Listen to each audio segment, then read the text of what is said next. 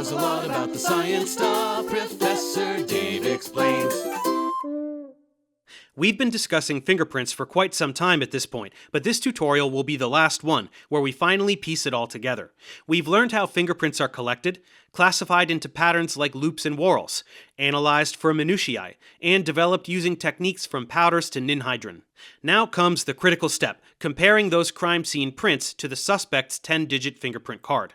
But before we get into the mechanics of the Automated Fingerprint Identification System, or AFIS, we need to understand the rules that decide whether two prints are a match. Enter Edmund Locard, the very same man behind the "every contact leaves a trace" mantra.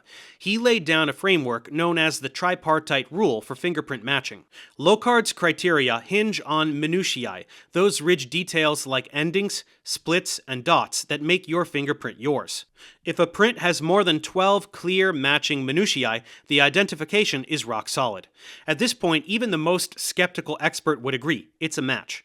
The ridges align perfectly, the spacing is identical, and there's no room for doubt. But drop below 12 and things get fuzzy. Between 8 and 12 minutiae, the certainty isn't automatic. The clarity of the print matters, as smudges or partial impressions introduce wiggle room. The type of minutiae plays a role too. A rare combination of bifurcations and islands carries more weight than a cluster of common ridge endings. Features like the core and delta add credibility if they're sharply defined. Even sweat pores and the consistency of ridge width can tip the scales. Without these supporting details, an 8-point match might not hold up under scrutiny. Below 8 minutiae, the game changes. A few matching points might suggest a lead, but they're circumstantial, more like a hint than proof. The fewer the details, the more the conclusion leans on probability, not certainty. Fingerprint analysis isn't a single-layer process. It's built on 3 tiers of detail. Level 1 is the broad strokes: loops, whorls, and arches.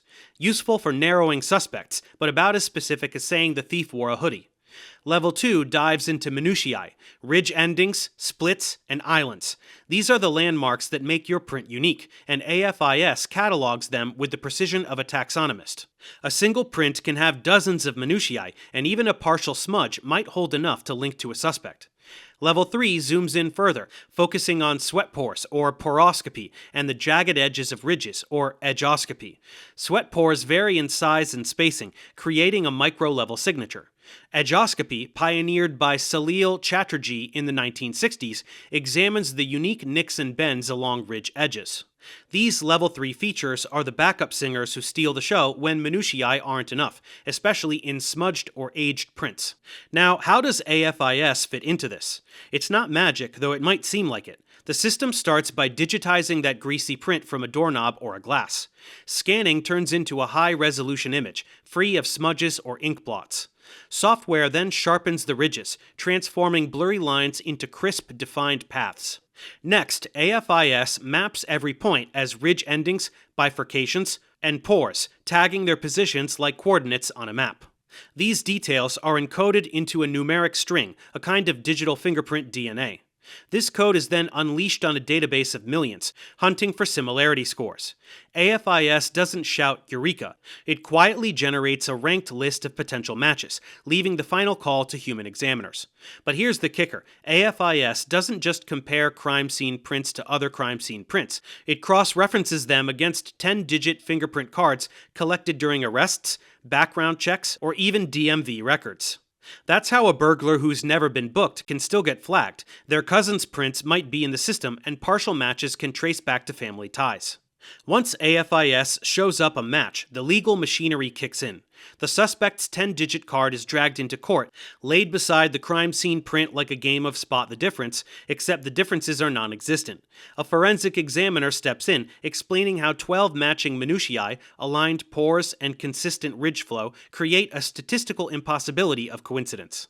Terms like ridge continuity and pore triangulation get tossed around until the jury either zones out or votes guilty. However, like all technological developments, AFIS isn't totally infallible. It's a tool. A really good one, but still just a tool. Dust, sweat, or a greasy pizza finger smudge can trip it up.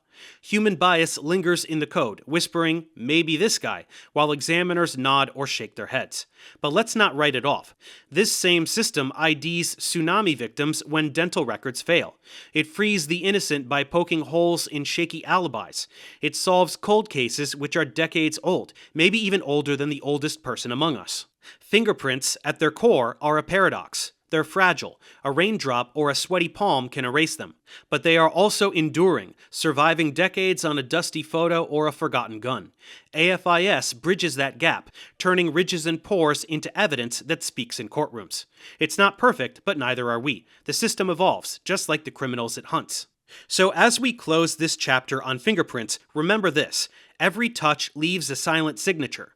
William Herschel, Edward Henry, Hemchandra Bose, Azizul Haq, Francis Galton, Henry Faulds, Edmund Locard, all of them knew it. AFIS tracks it, and somewhere in a lab or a courtroom, someone's still squinting at a 10-digit card, connecting dots one ridge at a time.